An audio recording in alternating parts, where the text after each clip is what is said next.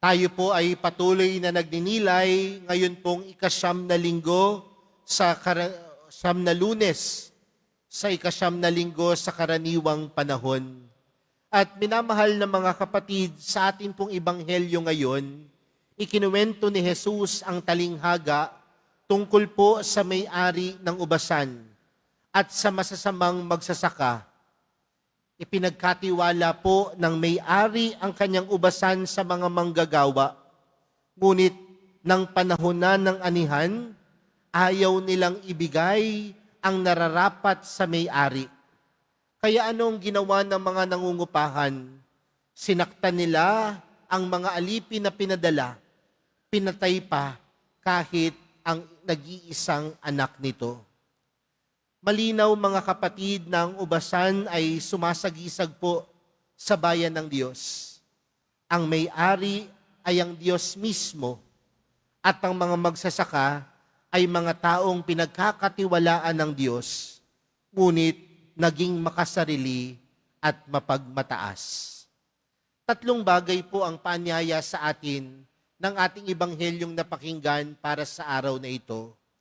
Una, tandaan po natin na ang ating buhay ay ipinagkatiwala lamang ng Diyos sa atin.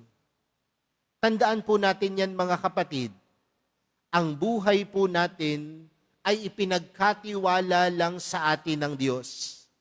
Kung tutuusin, wala naman talagang tunay na sa atin.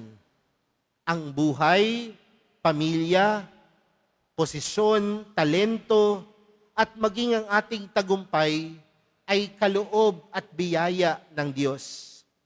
Minsan ito po yung nakakalimutan natin. Akala natin tayo po ang may-ari ng lahat. At kaya kung gano'n na lamang ang pag-iisip natin, nagiging mayabang tayo, nagiging mapagmataas tayo, nagiging makasarili tayo. Kaya kapag may humingi ng oras, kaya pag humingi ng oras ang Diyos, nahihirapan tayong magbigay. Kapag hinihingi niya ang magpatawad, kababaang loob o paglilingkod, minsan ayaw natin.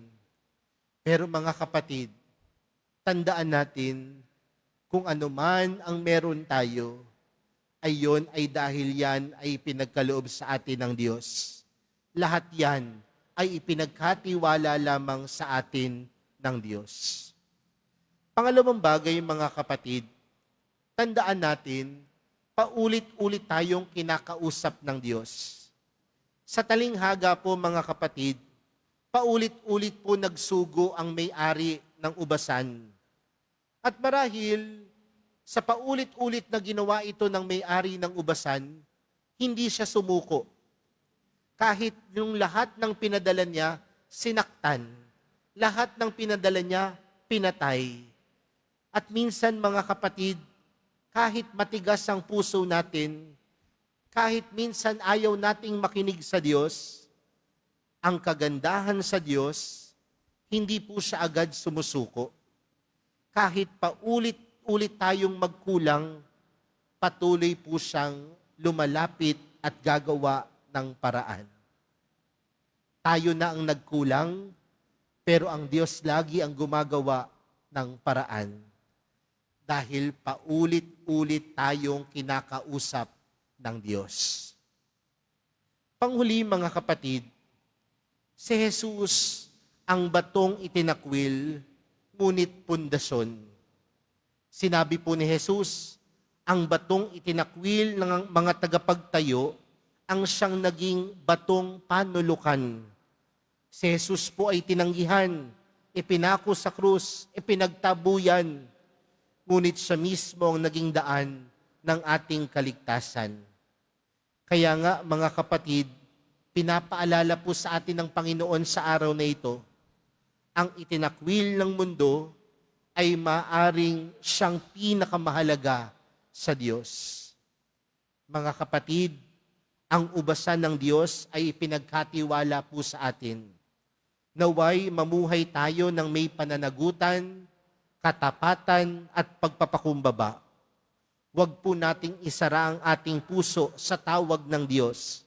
At higit sa lahat, tanggapin po natin si Kristo bilang pundasyon ng ating buhay. Mga kapatid, ang Diyos ay mabuti. Kaya nga kung ang Diyos ay mabuti, lagi siyang nagkakaloob at nagtitiwala sa atin. Kahit ilang beses tayong magkamali, paulit-ulit tayong mamahalin ng Diyos. At kung paulit-ulit tayong mamahalin ng Diyos, nawa sa puso natin, makita, maranasan, at maramdaman natin na ang Diyos ay tunay na sumasa atin. Sa pagpapatuloy po ng ating banal na misa para sa araw na ito, pinapaalala sa atin ng Panginoon na siya ay Diyos na mabuti. Amen.